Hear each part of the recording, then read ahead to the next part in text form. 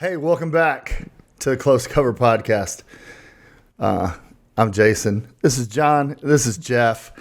We're glad that you're here. We're glad that you tuned in. Last week, we were talking about some truths and misconceptions of being a man. We hope that you tuned in. We hope that you liked it. As always, you can subscribe. Click all of the things that you're supposed to click. I don't even know what they are. Click those things. Drop us a comment. We'd love to hear from you. I mean, it's no secret. I'm like social media illiterate, dumb. But we're glad that you're back with us. We're excited for what's going on today. What are we talking about? Balancing faith with work and friends. Man, that sounds good. Yeah. Just discussing how we navigate our professional life as men of faith, right? And friendships. Without diving into it, we were talking about Luke 5.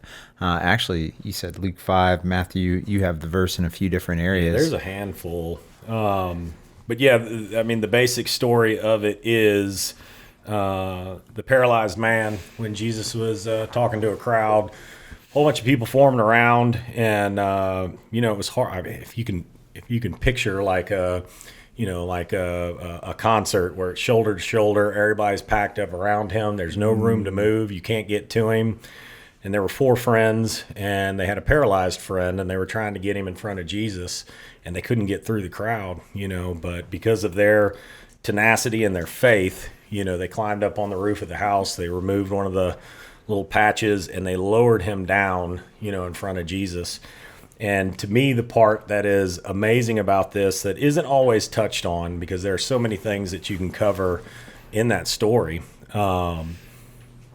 is that Jesus performed that miracle not because of the faith of the paralyzed man, but because of the faith of his friends, his brothers, and that they had the faith to stand in the gap for that friend and to do whatever it took to get him in front of Jesus. And Jesus recognizes that. And I think a big thing that we can talk about today is how we balance our faith, while we're at work and while we're with our friends. And that there's a lot of times that even if our friends aren't friends of faith, that if we are there for them and that we intercede for them through God and that we pray for them through God does miracles, right, just because of the faith of those brothers. That's right. It's not always our faith that we have in him that causes him to act. And I think that that's often overlooked.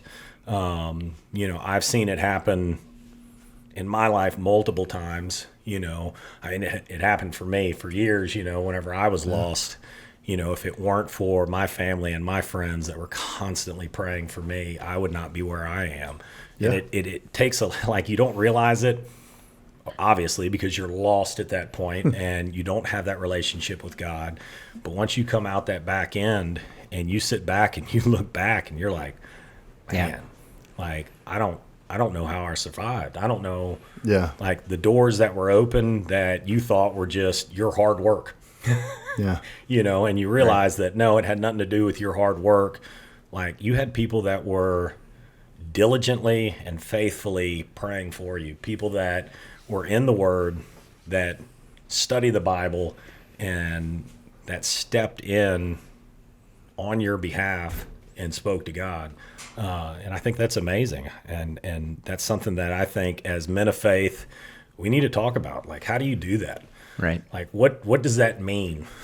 And how can that relate to not only your friends, but your work life too? Right. I had that opportunity, and I'm going to be, pretty upfront and honest. This is new for me. And what I asked is new for me. This is stepping out into an area that I'm not used to. My faith is constantly growing, and as it should be with everyone, as it should be. But this is a big step for me, because it's one thing to sit here with guys, that believe the same thing that you believe. Mm-hmm. Right. It's one thing to have one-on-one conversations because you're in common ground. Yeah.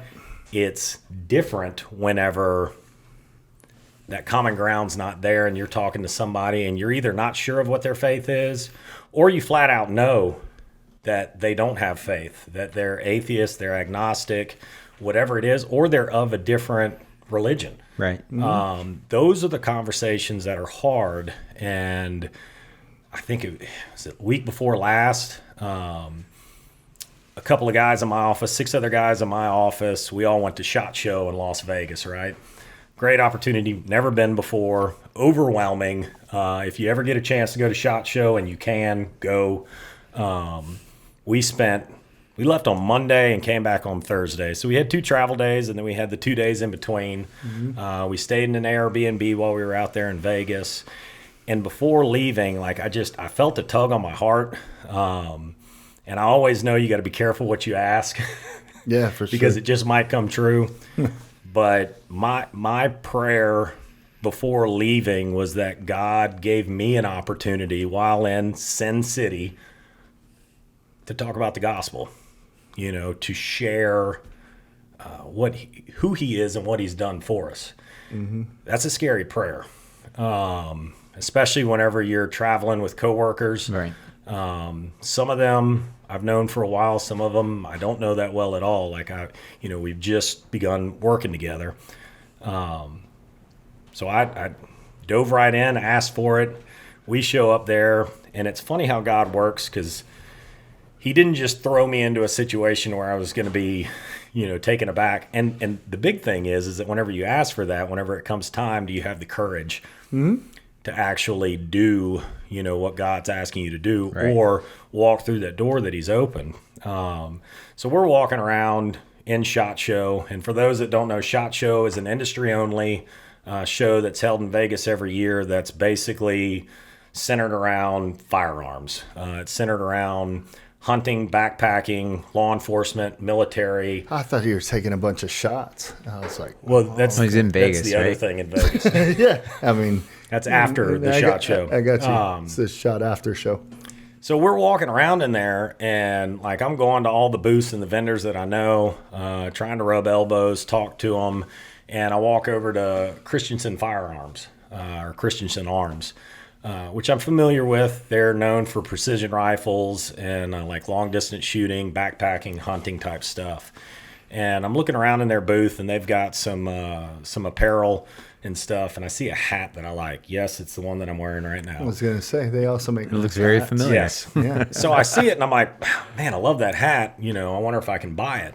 So I'm waiting, and all of the people that work for him are tied up, and finally this one guy breaks free. And I was like, hey, you work for Christensen Arms? He was like, yeah, what can I do for you? I was like, you got a hat over there I kind of got my eye on. Is it for sale? How can I buy it? And he goes, man, we don't really sell any. It's just out here, as part of the booth. And he looks down, and we're all wearing lanyards that have, if we're from a police department, what the police department is, or if we're with a vendor, or if we're a buyer, who we are. And he looks down and he goes, APD, huh? And I went, yes, sir. He goes, how long you been with them? I was like, well, I just hit 20 years. He goes, man, that's awesome. He goes, I always wanted to be a cop. He goes, but, kind of taking me to other places, and I never really had the opportunity to do that. He's like, take me over to that hat. Which one is the one that you like? And I walk over there, show it to him. He was like, you know what? You can have it. And he hands me the hat. Wow. And then he goes, and here's my card. And he hands me this business card, and it's literally a carbon fiber business card. Like, I've never seen anything like it. Super nice card. So I'm flipping it over and looking at it, complimenting him on his card. And as I flip it over, it says Chairman and CEO. Oh, wow. And I was like, so he goes, yeah, I'm the owner. And I was like, dude, that is awesome. He's like, I bought the company 5 or 6 years ago. He goes, but I mean it. I've always wanted to be in law enforcement. I'm not just saying that because you're standing in front of me. He was like, it was just as a kid, that's what I wanted to do. He goes, but I ended up getting into business, and I own a couple of businesses. It's like, well, you made the right decision, right? And he was like, yeah, it's, I'd say that I'm blessed. And I was like, wow. It's like, I like that you use that word blessed. And he kind of looked back at me, and without hesitation, he goes, well, I love Jesus. And I was like, what? Like, that's awesome, man. And I was like, hey, your card says you're in Irving, Texas, but I thought Christensen Arms was in Utah. he was like, it is in Utah. You know, I'm based out of Dallas, just on the outskirts of Dallas. He goes, yeah. He goes, I got like 300 Mormon employees. They're learning how to put up with me. Wow. Guy had a great sense of humor. And then he was like, hey, do y'all do ride outs? It's like, yeah, we do ride outs. And I was like, but I'm not on patrol. So it's not like you're, you know, it's not a typical ride out. He was like, well, where do you work? And I was like, well, I work in organized crime. We do like firearms and narcotics. And his face lit up like a little kid on Christmas morning, right? He was like, really? And I was like, yeah. And he was like, so I can do a ride out? And I was like, yeah, you can do a ride out. I was like, you're in Irving. Like, would you come down? Like, could you stay a couple of days? And he was like, yeah, I could stay a couple of days. And I was like, sweet, if you stay a couple of days, we can try and do a buy. And maybe by the third or fourth day, it can culminate into a search warrant. We can have a little fun. His eyes got huge. You know, he was like, are you sounds serious? like us. I know. Yeah, he was like, are you serious? Because we're like, wait, when are we going to do our show? Cops on the road. Our next episode, Bad Boys. Bad boys. It was probably like some kind of copyright. My bad. Yep. So he We lit didn't up. fully sing it. And at that point, I was like, man, if we can make it work, I'll make it work. Let me get back to work. Let me check the calendar, and we'll get something on the books for you. And he was just all giddy, and I shot my number over to him from his number on his card. And then later that night, I'm sitting there, and my phone goes off, and it's him. Huh. So he reached out again, and he was like, man, it was awesome sitting and talking with you. I'm dead serious about coming and doing a ride out. So hopefully I get the opportunity to bring him down, kind of show him what we do. Yeah. Have an opportunity to talk maybe more to him about his faith and kind of what it's like, you know, owning businesses and stuff. So the next day, and like I said, God kind of, you know, he allowed me to have a conversation while I was there, but it was an easy conversation with someone of faith. So the next night, we're at O'Shea's on the Strip, and a buddy of mine is sitting at the three-card poker table. And he just so happens to be sitting next to another guy that is COO at another, like an AR manufacturing company. So we spent up conversation. He invites us over to the bar. He's like, hey, come out, you know, come hang with us. The drinks are on us. So we go, we hang out with him at the bar. And he brings a couple of his guys over, and one of them was the lead engineer that they have, that basically the guy that they go, we want the gun to look like and do this. And he's the one that actually, you know, does all the physics. He does all the CAD work and everything to make, you know, that weapon actually work. So him and I get in this huge conversation because that fascinates me, right? Right. Like there's a level of intelligence and education that comes with that, and it fascinates me. So we're sitting at the bar talking. And my buddy Mike walks up, who works with me, and kind of gets in the conversation and just looks at, you know, the other guy's name is Zach, looks at Zach and goes, hey, man, you should ask John about his podcast he's got. It's pretty interesting. And I was like randomly, you know, he throws that in there. So he turns and he looks at me. He was like, you got a podcast? And I was like, well, we kind of just launched it. We've done like 2 episodes. He's like, well, what's it about? And I was like, well, I mean, it's 3 guys of faith just sitting down talking about life in general and, you know, how we navigate everything, being men of faith. And he goes, well, I'm an atheist. And I said, okay. And he goes, yeah, I was brought up in the church, but whenever you watch your dad die in front of you at the age of 12, you start to question things. And I was like, bro, it's rough. That's tough. And he goes into detail about how his dad drowned in front of him, and how he felt helpless at the age of 12, couldn't do it. Said he sat there with his stepmom, and his stepmom didn't do anything, and it just gave him questions. And that night that their pastor came over to the house, and about how, you know, infuriated he was that this guy was standing in their house trying to tell them, you know, you got to have faith, you got to believe in God. And he had a few choice words, you know, and basically told that pastor to get out of his house at the age of 12. Yeah. And he's got an older brother who, you know, kind of had the same feeling and sentiment. And I'm just sitting there and I'm like, okay, God, like you're throwing me in, you know, head first. And I was like, man, like I can't even sympathize with you.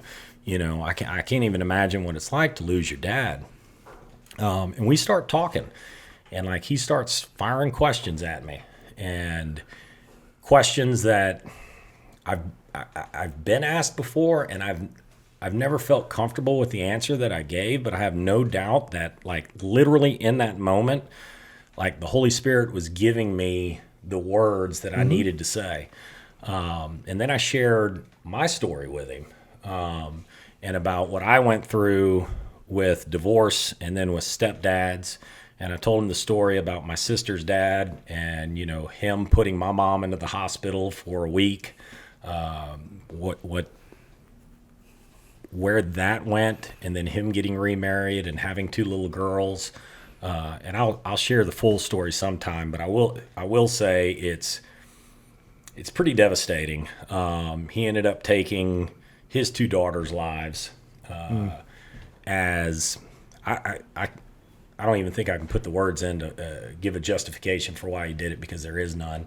But it kind of left Zach sitting there going, and I said, look, man, that doesn't compare to losing, you know, a father. I said, I'm not trying to compare my story to yours. And he was like, man, it's kind of interesting seeing somebody that's been through something similar, but your faith is strong. And I was like, it is, you know. I said, but it took work. You know, it took a lot of humbling. It took a lot of prayer. It took a lot of other people, you know, to get me to where I am. It's not at all something that you can do on your own. I said, but any questions that you have, man, just, you know, fire them at me. And we sat at that bar, a bar in Sin City on the Strip, for an hour and a half. And there were times that I thought the conversation was over, and he kept asking questions, and he kept asking questions. And by the time we ended and we were sitting at that table, he looked over at me and he was like, man, he goes, I've never had anybody answer the questions the way that you did. He was like, not once did I ever feel like you were trying to convince me of something. Never once did I feel like you looked down on me because of my belief. Right. He was like, and I've asked these questions before to people that have faith, and they've never been answered in the way that you answered them. Right. He goes, you have me questioning my faith. Right. And it was an unbelievable feeling to be able to sit there and talk with somebody that flat out tells you at the beginning of the conversation, I'm an atheist. I don't believe in God. You're not going to convince me anything. And I told him, I said, this is not my job to convince you. I said, I can tell you my experiences, and I can lead you down the path that, you know, Christ has led me. Yeah. And I can tell you from my studies how I understand and how I interpret things. And it was funny because that led to us going back to the Airbnb, and this brings in work. Going back to the Airbnb, and the guys start off making fun of me. You know, they're like, "What, are you gonna marry that dude? You were talking to him at the at the bar for an hour and a half. What were y'all talking about?" It's like, you really want to know? Yeah, of course. Yeah.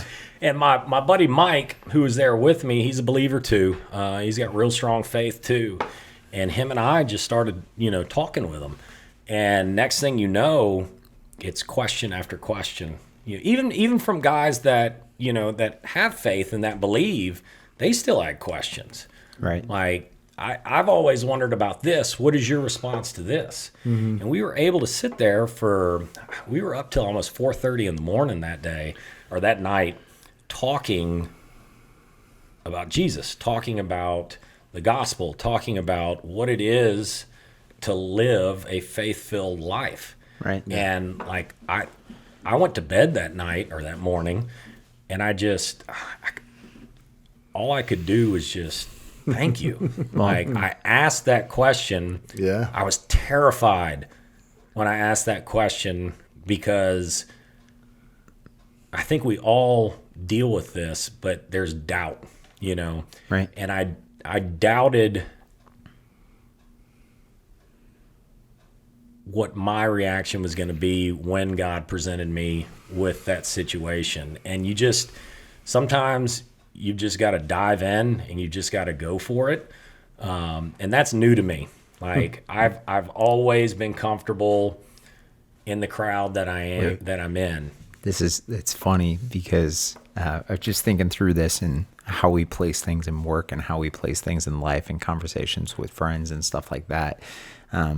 It's funny. I'm like, how did I get to where I am? Yeah. Like, how did I do that? And because there was a point in my life, I think I told you guys, where people were like, I was bulldozing my way through things. Like when I first came out, I was going to push my way into deals and get it done. And then I was a catcher in baseball, right? And I had a coach come up to me one day, and I was doing horrible in school. Like I was a freshman. He's like, "You're not going to play ball." And I'm like, "What do you mean?" I'm like, "The best catcher coming up through the ranks. I'm playing this year, right?" He goes, "You're the smartest, dumbest guy I ever met." He goes, "You sit there, you tell all my players where they could be positioned. You work through the field, and you could help people. In that instance, you call pitches, you know what to do, you know how to position players, and you could look at the other team and tell everybody where to go. Yet you can't do a dumb thing or a dang thing in the classroom to make yourself better." And he's like, "So therefore I don't need you." Like you become obsolete at a specific point, like if you're not doing the right things. But even in the conversation you were having, here it is. Somebody approaches you and they tell you they're an atheist or agnostic or just not in a place of faith. They're expecting us to cast our judgment on them right away. Immediately. I agree. Right away. And we've learned through just studying the word and being planted and rooted in the church that we're rooted in, that's not ever the first instance of anything that we ever do. It's our instance is to sit and listen and be like, you know what?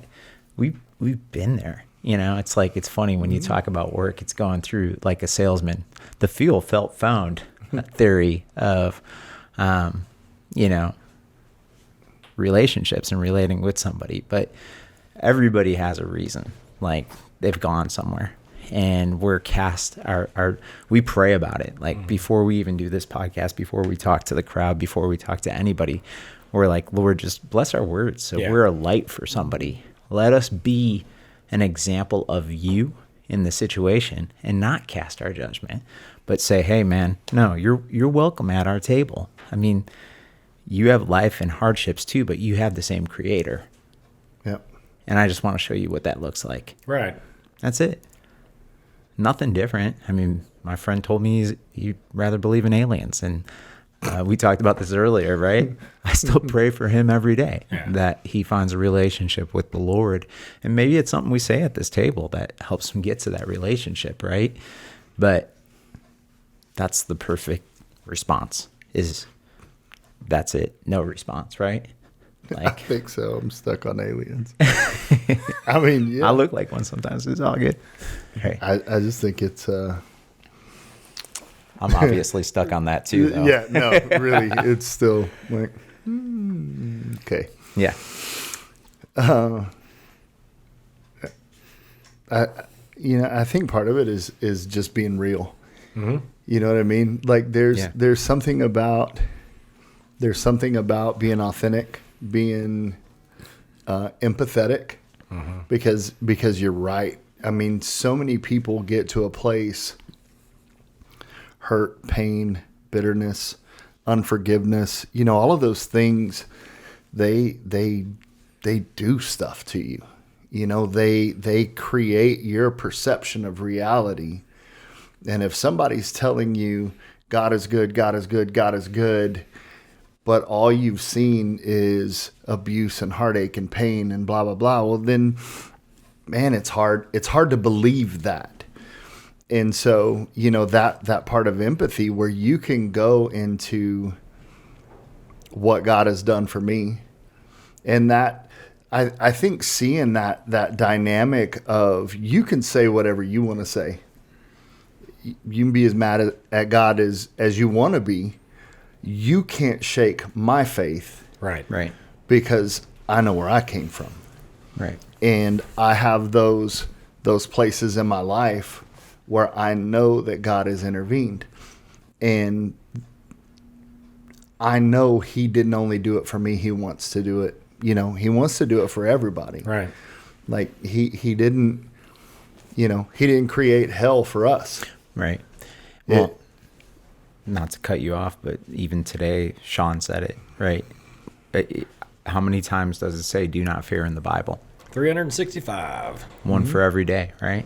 Yep. 365 times it tells us not to fear. What's the biggest thing that holds us back? Is what we don't know.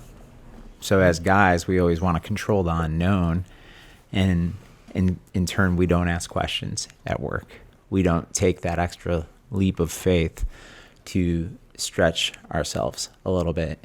And we don't do things because it's always, well, if I do that, this could happen.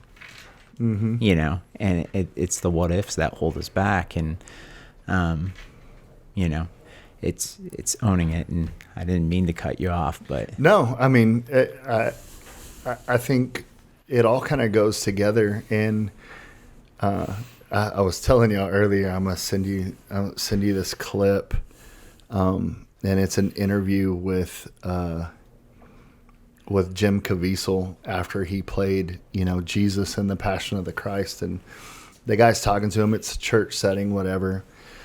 And dude, this dude's faith is like enormous, right?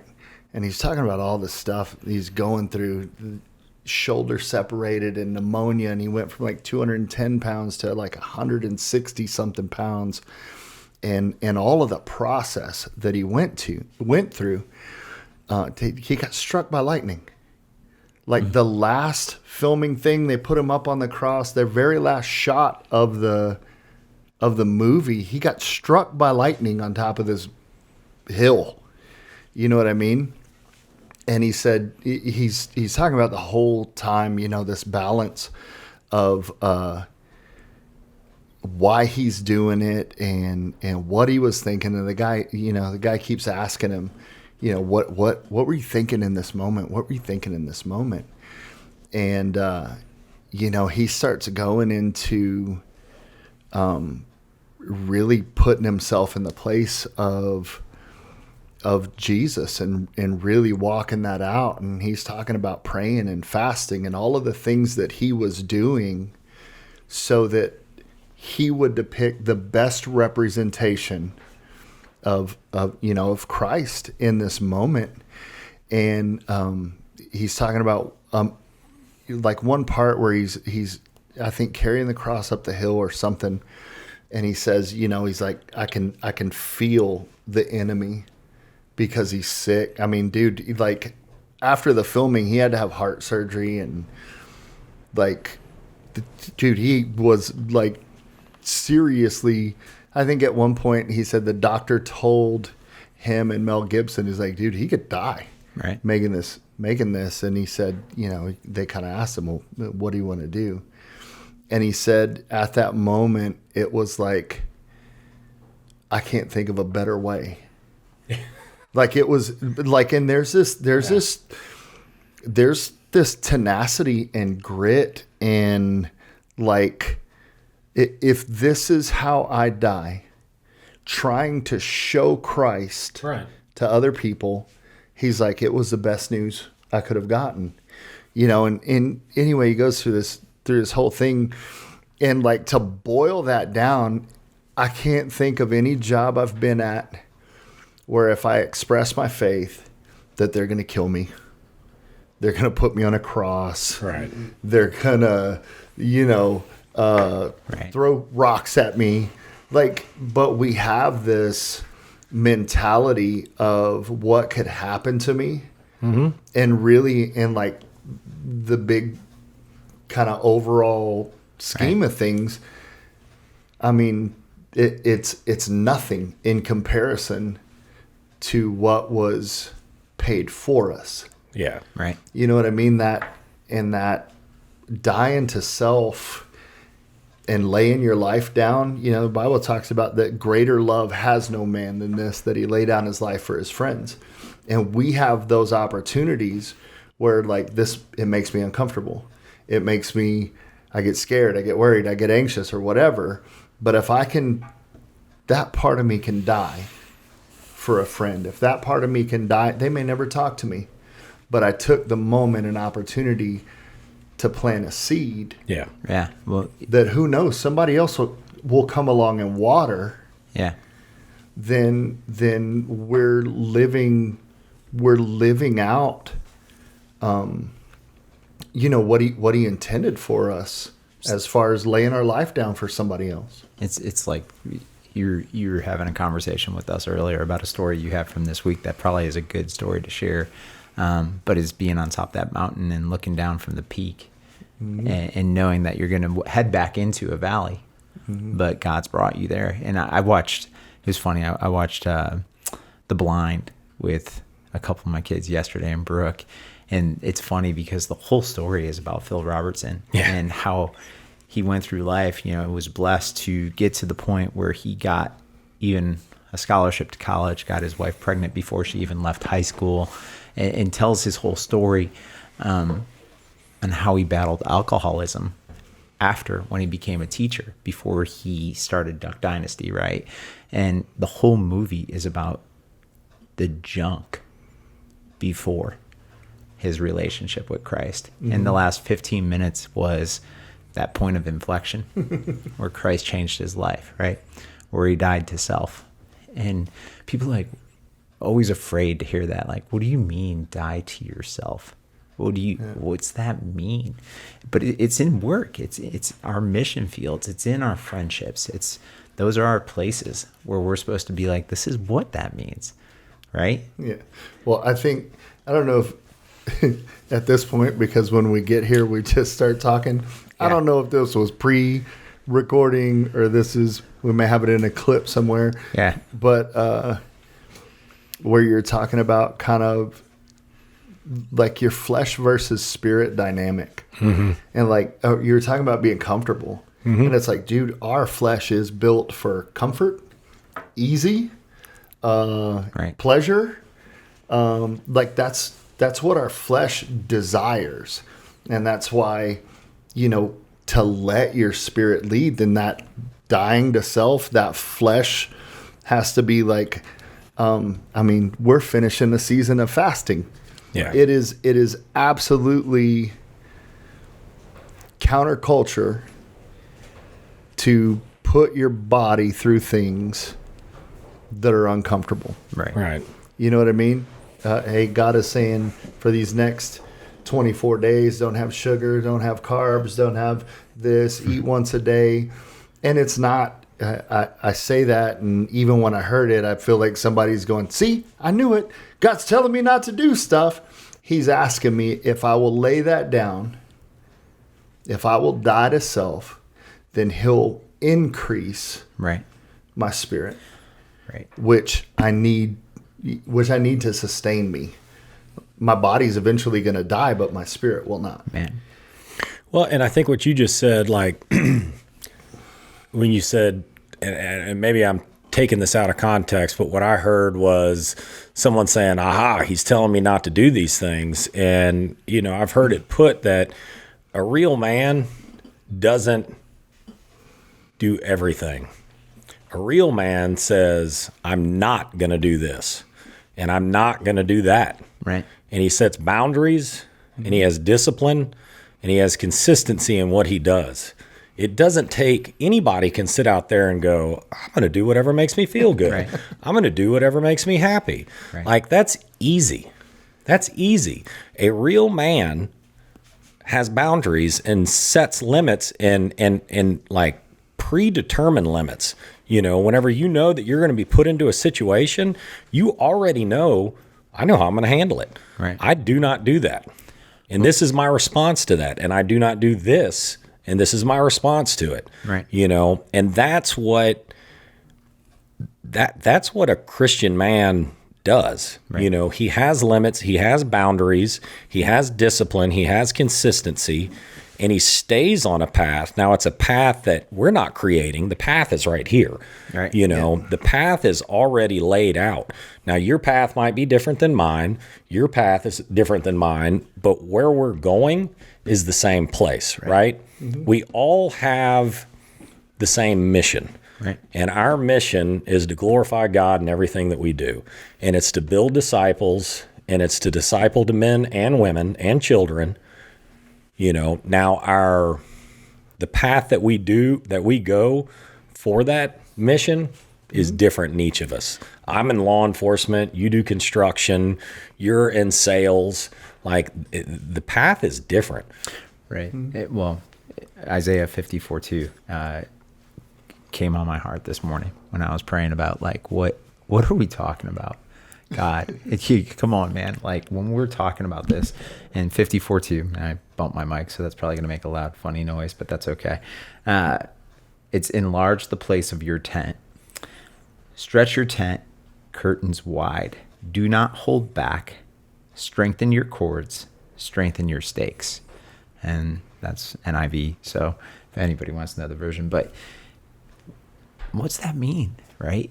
We always hold back because we don't see the outcomes, or we don't see the outcome we like, or we don't see the outcome we think we could get to. But he's just sitting there. It's like, we talked about it in other conversations, owning the situation and extreme ownership. We've mentioned that book before here too. But you're never going to get to the place you want to get to if you don't take a step forward. Like, put your toe in the water, right? But if we knew, like, hey, all you guys got to do is get together around a table, start talking, and in 6 months you're going to be billionaires and blah blah blah. Like and subscribe. There's no faith to walk this thing out. Right. It's like it's there. Yeah, that's a good point. Right. And like faith requires moving when you can't see. Right. It requires stepping out. It requires stepping your toe in the water. The picture we always got was, I think it's like the third Indiana Jones, where he has to step off of that mountain ledge and you can't see like the little invisible bridge. Like everywhere is led to here, and it's going to take a moment or several moments of, okay, God, here I am. Right. And I'm going to take this step. And like, it's not a blind step necessarily, because he's telling you step forward. Right. Yeah, but I can't see. He's like, but I can. And it's kind of like, as far as the mountaintop perspective, he has the highest perspective. He's the Overwatch. He's got us. He can see the beginning from the end and everything in between. And so as our faith grows, leaning and trusting that when we step where he says to, that he can't fail. Well, he doesn't fail. It's in business, they say, think outside of the box, right? I mean, that's completely contradictory to what he tells you to do. Stretch your tent wide, pull those cords and those strings longer, see where your reach could go to. See how I could develop that reach for my kingdom in this place, right? Yeah. And that's it. Like I'm very simple, right? We'll get back to the keep it simple, stupid. I'll say it every single time we talk. We need a new one, because I think that came out in like the 70s or something. We need a different acronym. But that's the best one. I guess. I mean, hey, stretch your tent. Since we're keeping it simple. Yeah. I guess simplicity would be with not reinventing the wheel. Right. That's faith as small as a mustard seed. You said it earlier, right? Well, and as we're going through this and thinking how it relates to work, because we all have those areas, like John was saying about boundaries. What's acceptable, what's not acceptable. Right. In what way do I set an example? In what way am I different? In what way do I not look like everyone else that's in the industry I am, that's in the area I am, whatever? What about my life says that I have something that not only you need, but you should want. Right. To coworkers and people that we're around that are friends that, I mean, I think some of the hardest people to minister to are people like your friends and family that you've known forever, because they were with you in all of the dumb, in all of the anti-God, in all of the fill in the blank stuff. You know what I mean? And then you tell them like, oh no, but I found Jesus. And so I'm different. And they're waiting for the same. Right. It's where you get to that point in work, like where people have expectations. You're supposed to keep secrets. You're supposed to not work through it. And you kind of get to a point where you keep acting in truth and light, and you try and put those things out there for people, and they start to know that honesty comes with you, right? And that morality is part of your backbone in business. Integrity. I mean, it's going to be power words, but at the end of the day, you know, if you're doing things to, one, gain access or have upward mobility for yourself, it's going to catch up to you. If you're doing things that aren't becoming of helping a person out and striving to get to a better place as organizationally, we all have objectives, right? You're in law enforcement, your objective is to serve and protect. In construction, let's get this built. And build and protect. Build and protect.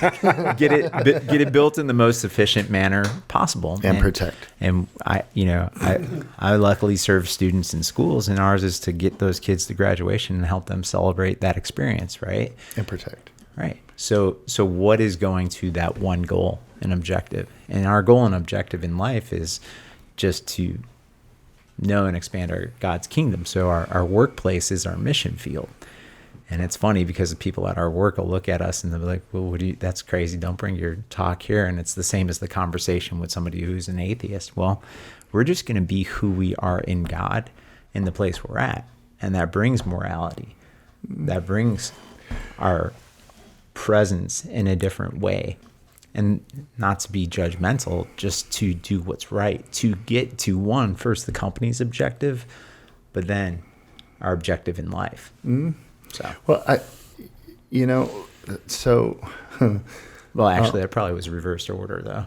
Well, objective in life with God, then company's objective. But with the young adults,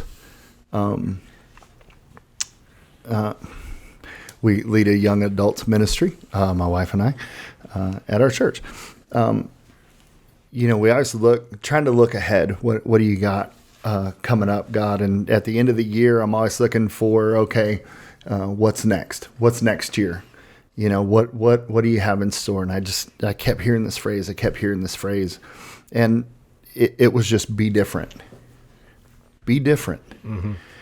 And, it's like, I've been going over this to where I feel like everything that I'm seeing now, from podcast to home to work to like every interaction, am I different? Mm-hmm.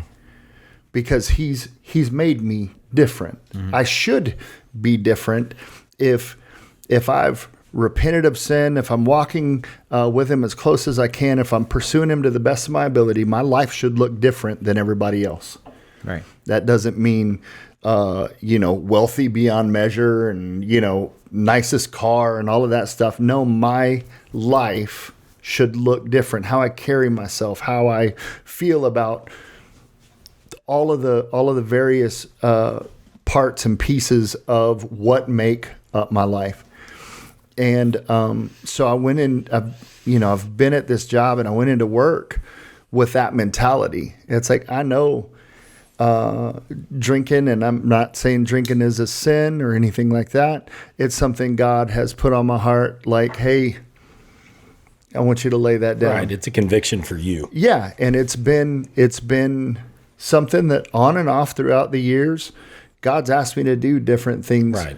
But, like that, it doesn't become something for me until God says, hey, I don't want you to do this thing, right? And so, I've gone through work, and I don't cuss, and I don't talk bad about other people, and I don't do all of the normal work things. I'm not talking about going out drinking or going to the bars or going to the clubs or, any of those things. And I try and carry myself with integrity and honor and honesty, and I try to carry myself different. Yeah. And with very few words, you know what I mean? With just let my life be a picture that something about me is different. Yeah.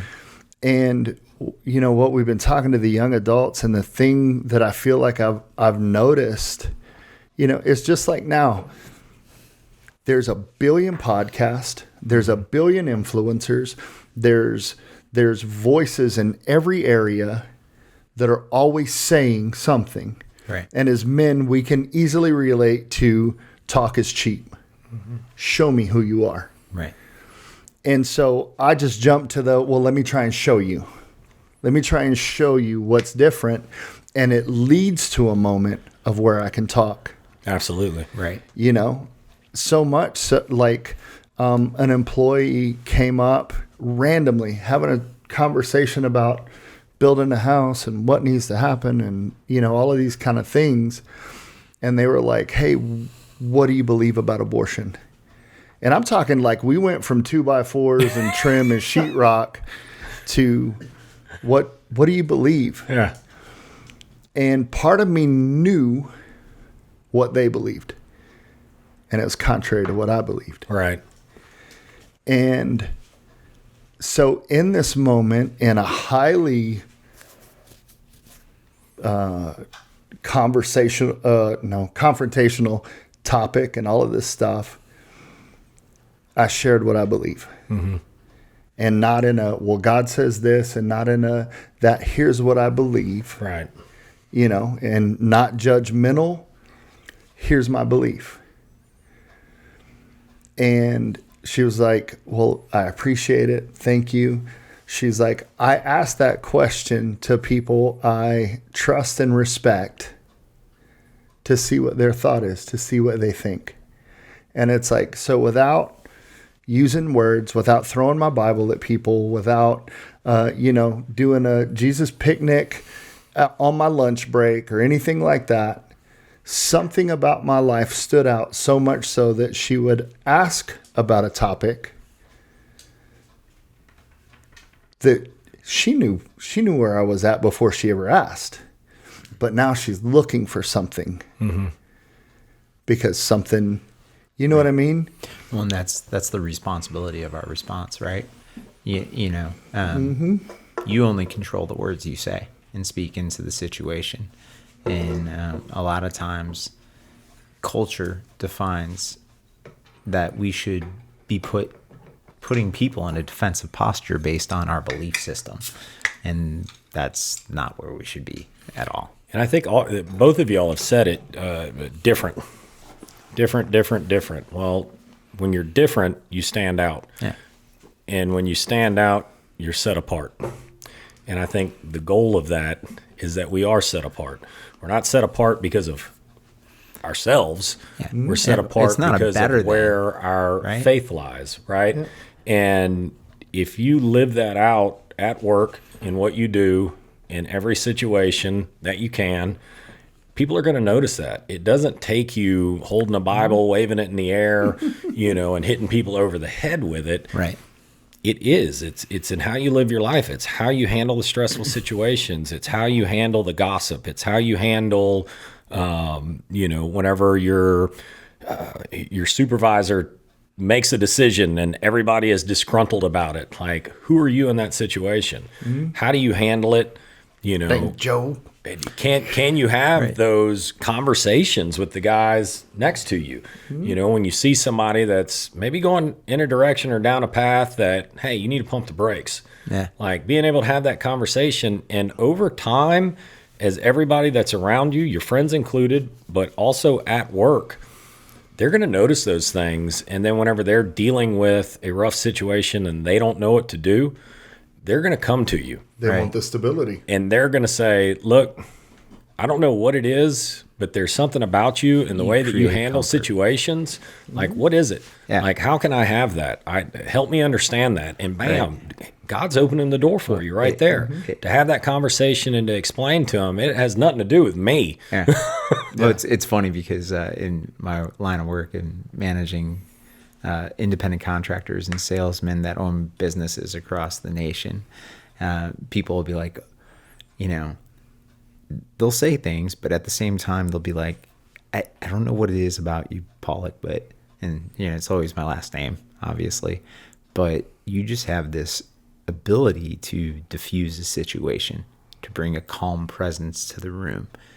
And I'm like, that's not me. It's not me. Mm-hmm. That's I'm God. not really known for calm. Right. But at the end of the day, it is. And, you know, it's just like you don't have to be fiery in this situation because as men, we fear failure.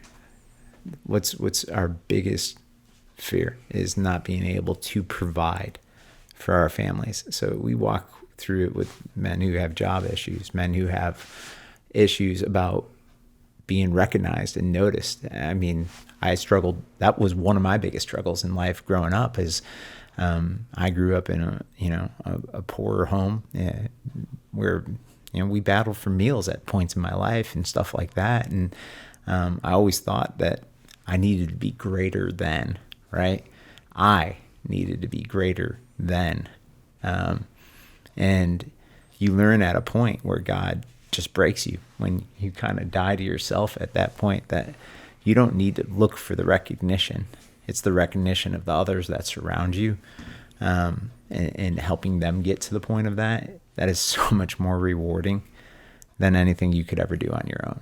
Well, I think like your statement, and I've been trying to put myself in this place where I can listen like as somebody that's just kind of tuning into us.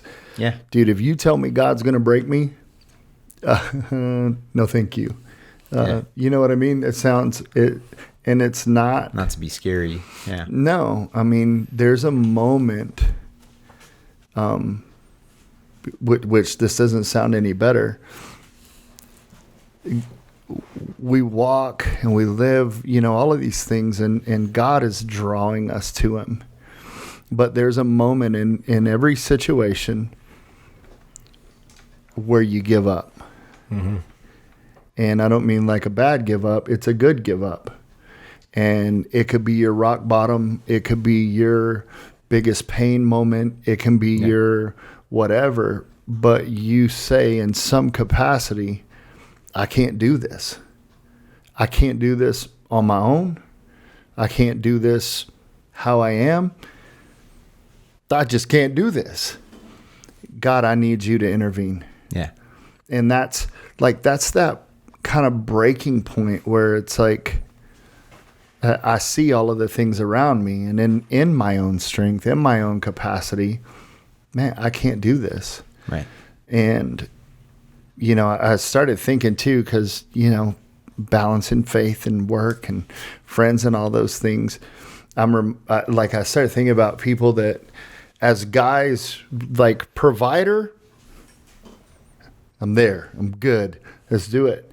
And then we get like, I call it like the overachiever provider, like it's 99 hours at work and family suffers and everything else.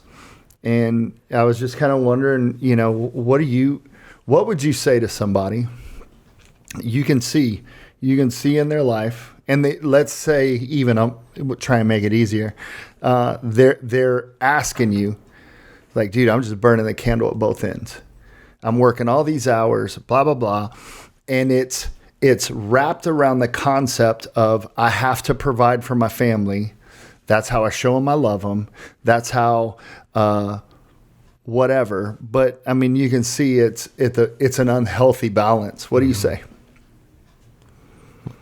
What's first, right, in your life? I mean, for me, and I've been there. You know, I was a business owner at one point in my life, and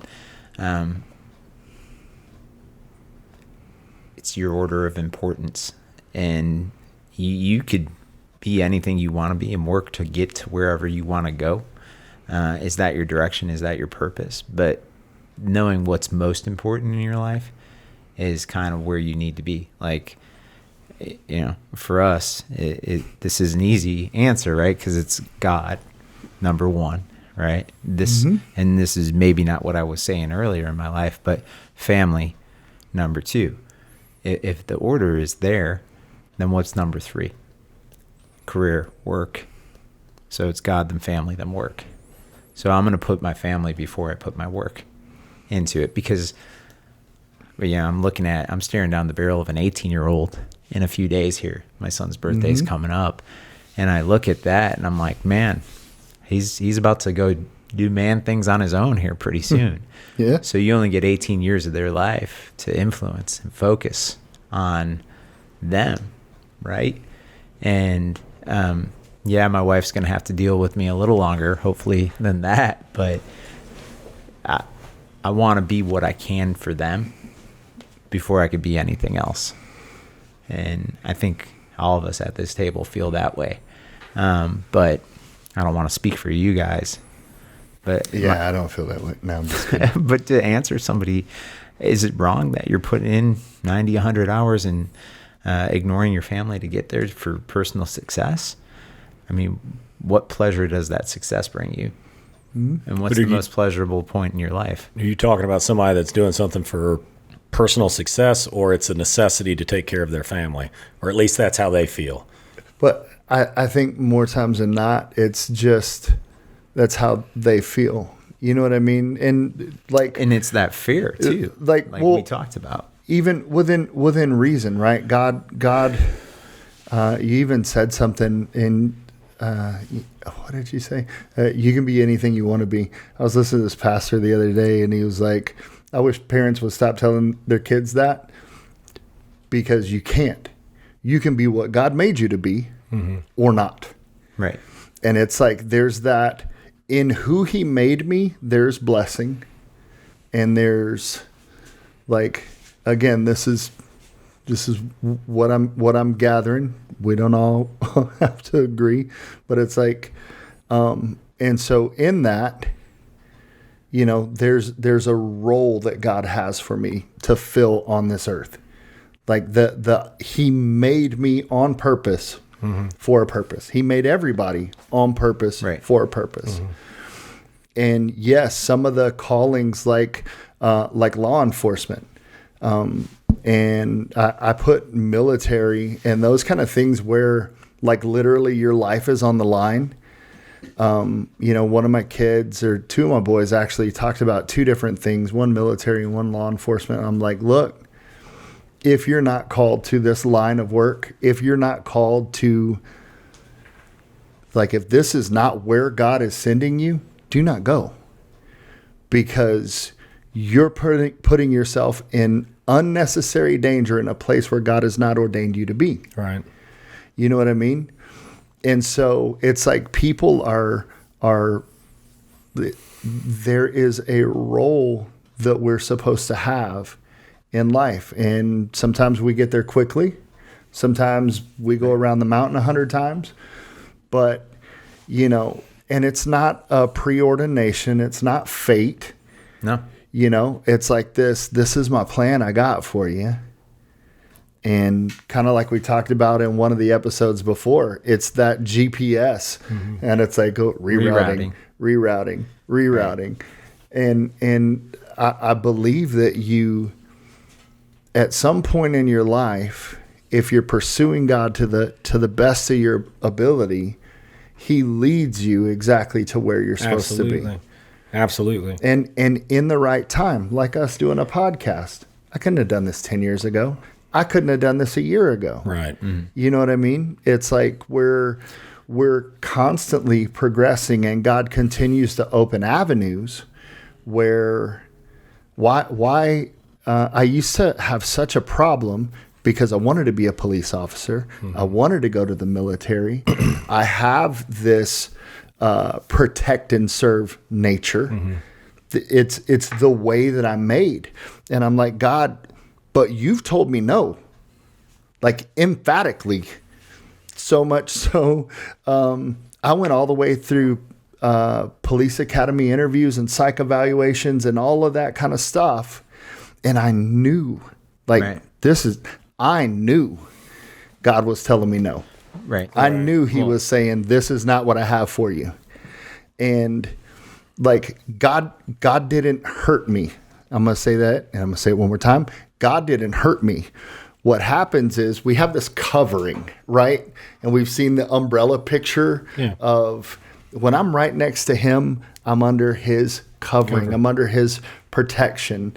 And yeah, stuff still happens along the way when we get squirrely. When we run way out from under the umbrella,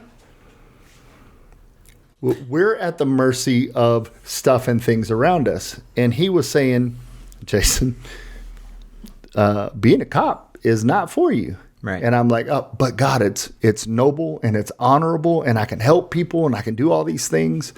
And the day before my medical, like the last thing I had to do, and everything else was lined up. I had work and blah, blah, blah, and pay and money was all going to work and all of this stuff. I tore everything in my left knee. ACL, MCL, front rear meniscus, like everything. Playing football, nobody touched me, nobody, like just everything gone. Right. And I've got to call the recruiter guy and tell him, and he was ticked off and all of this stuff. But it's like, I knew and stepped out from that place and left myself in a place where I was uncovered. And God was like, my hand of blessing and protection is over here where I have you to be. Right. Well, and also, I was just going to go one direction. I wanted to get back to that question that you asked. How do you answer that question? And I think, I mean, we've answered it in a long roundabout way. One thing that you just said right there is, so the question was, word it again for me. So the question was, if somebody at work comes to you and says, I feel like I'm working too much, or I feel like I'm... Or you have that iron sharpens iron relationship with somebody, and you know that they're just kind of like work success or whatever is, it's unbalanced. How do you find that balance? I think was the thing. And you kind of covered it with the covering thing, but in order to have that perfect balance, you have to be right next to Jesus. You have to have that covering over you. And if somebody's coming to you and asking that question, they don't have it. Because if they did have it, they wouldn't be asking that question, right? So the first place that you have to steer them is, where's your faith? You know, and it says in the Bible, it says about faith, it says, now faith is the assurance of things hoped for, the conviction of things not seen. So Hebrews. Yes, Hebrews. I didn't even say that. It's Hebrews 11, verse 1. We talked about this recently. And I think because we're talking about how you're going to handle these situations at work, if somebody comes to you about that, you need to have a sit down with them about where is your faith. Like, this is not going to be an overnight fix. Like, you might have 6 months, a year more of working those crazy hours and not being to be right there by your family. But the first thing that you need to do is not cut your hours back. The first thing that you need to do is you need to get your relationship with Jesus right. And once you can get your faith right and you are under that covering, then you're going to be able to see things in a different perspective. You're going to be able to understand that the material needs are not always what's there. And you're going to be able to have conversations with your family. You're going to be able to sit down with your wife and make sure that your wife has that faith too. Because as a married couple, you have to be able to sit down and have conversations about, hey, you know, I'm working 40 hours of overtime a week on top of a 40-hour job. Like, I don't know how much longer I can do that. You know, not only is it taking a toll on me physically because I'm not getting much sleep, I'm exhausted. Whenever I come home, I'm on edge. But you're either also working a full-time job and having to take care of the kids whenever you get home. Like, and I'm not participating in that.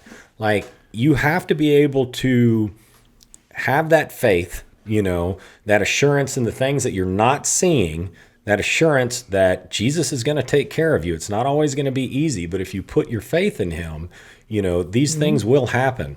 And my conversation with them would start off at that point, you know, and let them know, hey, brother, I'm here. Like, Yeah. let's start here. If you want to sit down once a week and we can have a one-on-one Bible study, it can just be a phone call. Whatever it needs to be, Right. let's make sure that we get your faith where it needs to be so that you can be under that covering, and your perspective on things that you have whenever it comes to faith, family, and then work. We can get those in line. And it's not going to be an overnight That fix. But I do care about my family. That's why I work so much. Well, you absolutely care about your family, but we're talking about perspective. So it and goes you're coming to me for a reason, right? Well, I mean, and there, like, again, that idea that and I'm not saying like there's seasons, right? Absolutely. There's seasons where, look, right now, so I can make sure my bills are paid and my kids are fed. I'm working 9 jobs and sold all of the stuff I don't want to sell. And you know what I mean? It's like there's seasons Right. of dig in. But if your lifestyle, and I think, kind of even where I was getting to is like, as men, our financial and work success a lot of times carries more weight than it should for us. Absolutely. Right. You know what I mean? I've been guilty of that. You've been guilty. No, We've all been guilty of that. And we have. And so, And- understanding that that's not, All of it. Well, it's funny because you were talking a little bit about in the story prior to us answering this, and where you got to before your knee blew out, basically. Mm-hmm. And God's promise to us is, look, I'm never going to put you in a position to completely destroy you or completely heal you in the situation either. And if you're not ready for the leadership position or the position that I want to appoint you to, I'm going to create a back door. Your knee blowing out was a back door, right? The reason I didn't get the promotion I wanted. I think it was running into a closed door. Right. But at the end of the day, it's funny when you reflect on instances in your life where you didn't get specific things you were asking for, and then you're on a different path, and you kind of look at it and you're like, I know I'm exactly where I'm supposed to be. Well, and my question was like, so God, why do I feel this way? Right. Why am I built this way? Where what I think would be the most logical course of employment and satisfaction on how I'm built is not what you have for me. Why didn't you just make me different? And I can tell you that was 14 years ago, 15 years ago, something like that. That part of me hasn't changed. That desire to want my work to mean something, to want to have honor and integrity and walk that way, it doesn't, like, it hasn't changed. It didn't go away. Right. Let me tell you, I want to say this. As I'm hearing you say all of these things, you do all of these things already. Your job has nothing to do with it. The protecting, the serving, all of these things that you're listing off, your family, you protect them. Serve. Jason, you're one of the... I was getting there. Brother, you are selfless. I was getting there. You are selfless, okay? The amount that you serve at church, what you do for the young adults, what you and your wife do for the young adults, how you open your house up, that innate thing that God put in you doesn't mean you got to be a police officer. Doesn't mean you got to be in the military. Well, yeah, I see it now. That's what I was getting to. Yes. I see it now. Yes. That's why How I'm do we built get that other way. people to see it? How do we get other people to see Yeah, it? and it's like we're made Right. a certain way, and I see now Right. that my job, building houses, does it fulfill those two things specifically? Build and protect. Sort of, yeah. Build and protect. I do carry myself My with own honor prison. and integrity, and you know what I mean? It's like I go into a Right. build dealing with customers or whatever, and it's like I'm going to be honest and upfront, but I'm going to be the best customer service you could possibly imagine. Yeah. But there's other roles that have opened up in my life where that kind of mentality is more prevalent.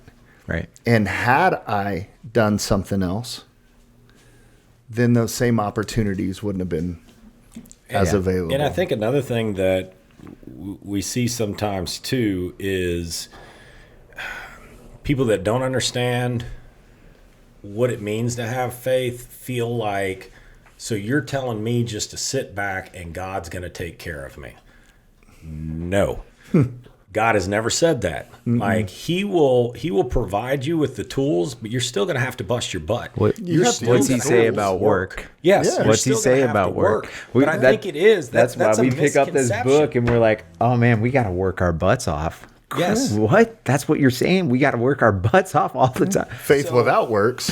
and I think it's a misconception, to go back to the last podcast, but God's not going to build our house for us. God's going to give us the tools to go out and do the work and build our own house. Yeah. So in no way, shape, or form are we saying have faith and believe in God and everything. Sit at home. Yeah, He'll pay your bills. And everything will be perfect. No, you still have to have that drive. You still have to have that work ethic. You still have to have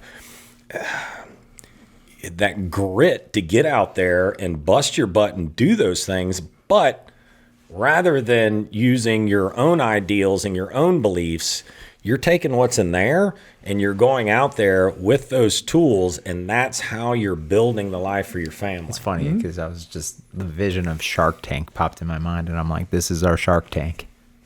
We have to get in a Shark Tank? Yeah. I wonder if we can film that with those going with shows. Oh, no, I meant like an actual Shark Tank. That might be fun. I think that's a wrap.